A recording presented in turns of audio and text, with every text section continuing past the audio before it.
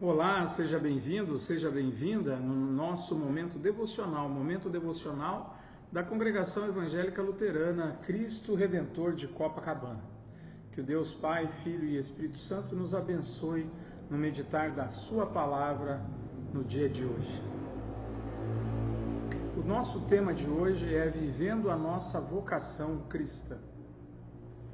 Na Idade Média, havia uma compreensão de que para agradar a Deus e viver de acordo com a vontade de Deus, eu e você teríamos que fugir do mundo, ir para mosteiros, conventos e ali ter uma comunhão diretamente com Deus através de orações, através de cerimônias religiosas. E muitas pessoas, inclusive Martinho Lutero, foram ser monges, foram ser freiras, no intuito de agradar a Deus e viver uma vida santa. Infelizmente, nenhum ser humano consegue viver uma vida santa, uma vida sem pecado. É óbvio que Deus nos chama para vivermos uma vida dedicada a Ele. Mas será que a vida dedicada a Deus é uma vida afastada do mundo? É que naquela época havia aquela compreensão que as virtudes elas habitavam a alma humana, mas que no corpo habitava o pecado. E as pessoas então acreditavam que tinham que se afastar das fontes de tentação para dominar assim a sua carne e assim viverem as virtudes do Espírito em comunhão com Deus. Se nós formos perceber, o nosso problema está no nosso interior, na nossa alma, no nosso coração, pois é do nosso coração que vêm os maus desígnios. É o coração que cobiça, é o coração que tem inveja, é o coração que gera o desejo de vingança, de matar, de não perdoar. Será que não é exatamente o contrário? O nosso corpo ele é escravo de uma alma que, por causa do pecado, é por natureza má? Por isso não adianta fugir do mundo, achando que assim vamos fugir do pecado. O pecado está dentro de nós e nos acompanhará todos os dias até o dia da nossa restauração, quando Jesus vai nos ressuscitar e vai nos restaurar, nos dando, sim, um corpo e uma alma gloriosos, santos e sem pecado. E, enquanto isso, nós vivemos no mundo. Estamos no mundo, mas dele não somos. Tem uma música, um hino nosso que fala sobre isso. E a grande questão, então, é como viver nesse mundo. De que maneira viver de uma forma que agrada a Deus. E eu quero chamá-los a meditar nas palavras de Jeremias, Jeremias capítulo 29. Jeremias é um daqueles escritos, daqueles profetas que estavam falando com o povo no exílio babilônico. O povo estava na Babilônia. Olha o que diz o texto. São essas as palavras que o profeta Jeremias enviou de Jerusalém ao resto dos anciãos do cativeiro, aos sacerdotes, aos profetas e a todo o povo que Nabucodonosor havia deportado de Jerusalém para a Babilônia.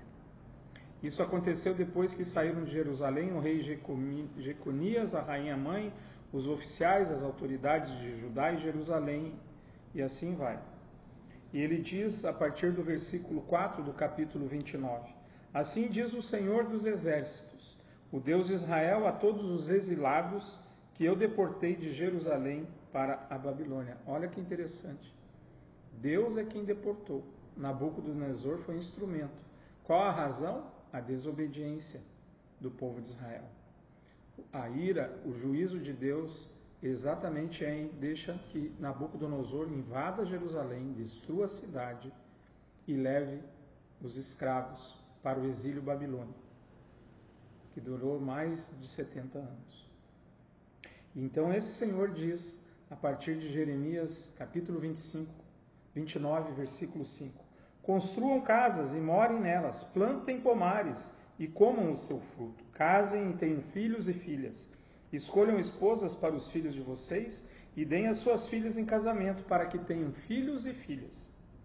Aumentem em número e não diminuam aí na Babilônia. Procurem a paz da cidade para que onde eu os deportei, e orem por ela ao Senhor, porque na sua paz vocês terão paz. Meus irmãos, vejam aqui que Deus quer que o seu povo, aonde Ele colocar o povo, viva uma vida de dedicação a Ele. Viva uma vida em que os nossos valores não sejam corrompidos. Um povo exilado não teria motivos de sobra para desejar que aquela sociedade da Babilônia vivesse um caos, a vingança. Mas Deus ensina uma grande lição para nós. Orem pela cidade. Porque na paz da cidade nós teremos paz. O que mais eu ouço aqui no Rio de Janeiro são clamores pela paz. Estamos orando pela paz do Rio de Janeiro? Estamos orando pela paz no Brasil? Ou estamos nos degladiando, defendendo o nosso político de estimação que defende os nossos ideais e desejando o mal do outro político? Estamos orando e desejando que Deus abençoe o governo municipal, estadual e federal? Estamos orando pelas nossas autoridades do legislativo, do judiciário? Ou só estamos pecando contra Deus, falando mal deles? Pois é pecado, 8º mandamento. Julgando, ofendendo, desejando mal. O que Deus espera de nós no mundo de hoje? Aqui no texto nós vemos que Ele espera de nós que nós oremos pela paz na cidade. Oremos, que nós trabalhemos na cidade, que nós, nas nossas vocações, continuemos vivendo, no que depender de nós, em paz com as pessoas. Nós temos um livro que foi publicado pela editora Concórdia, Graça sobre Graça, a espiritualidade para hoje. Nesse livro, o autor, ele diz assim, já no final do livro, na página 225, o Santíssimo Deus não apenas nos acompanha na nossa jornada diária de fé, na nossa vida de santificação, Ele também nos usa.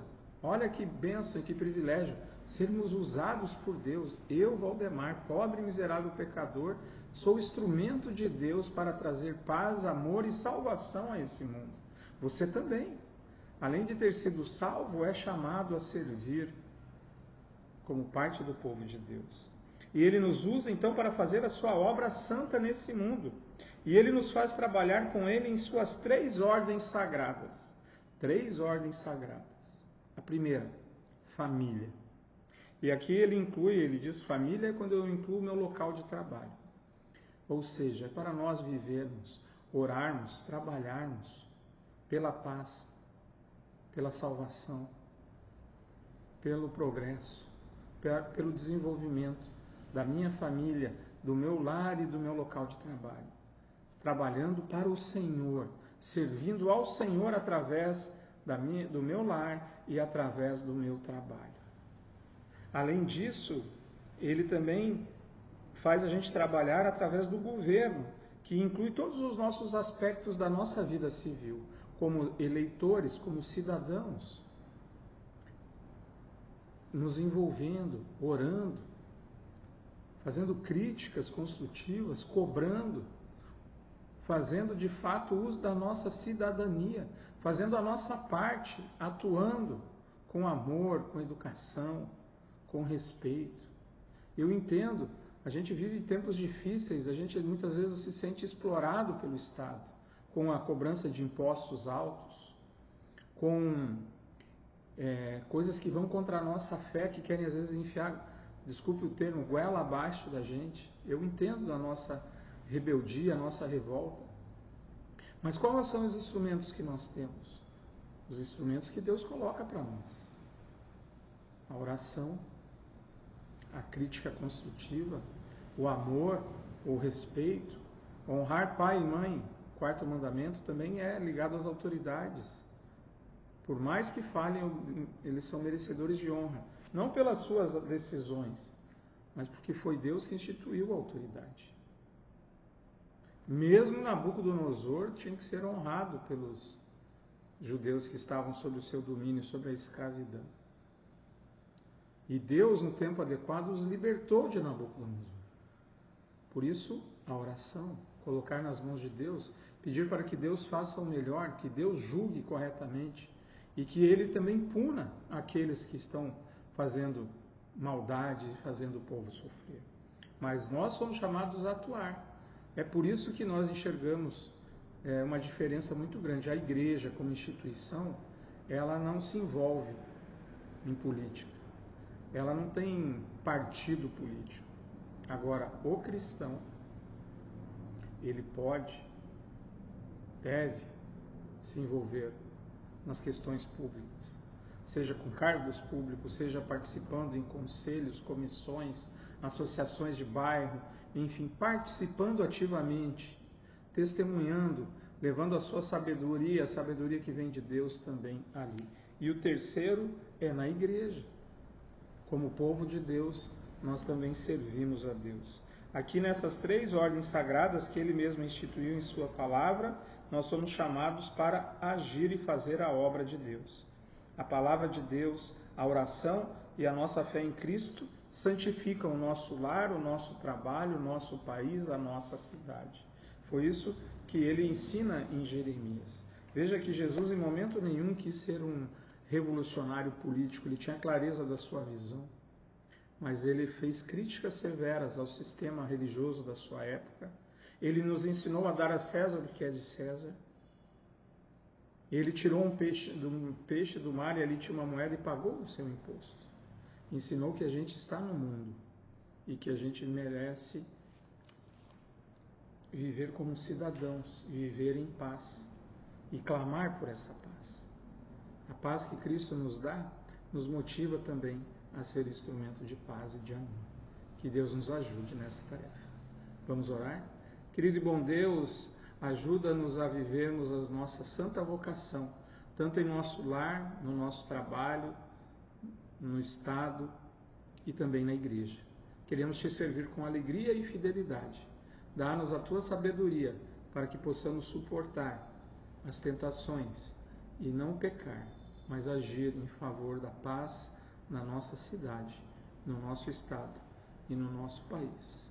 Em nome e por amor de Jesus. Amém. Que o Senhor te abençoe e te guarde.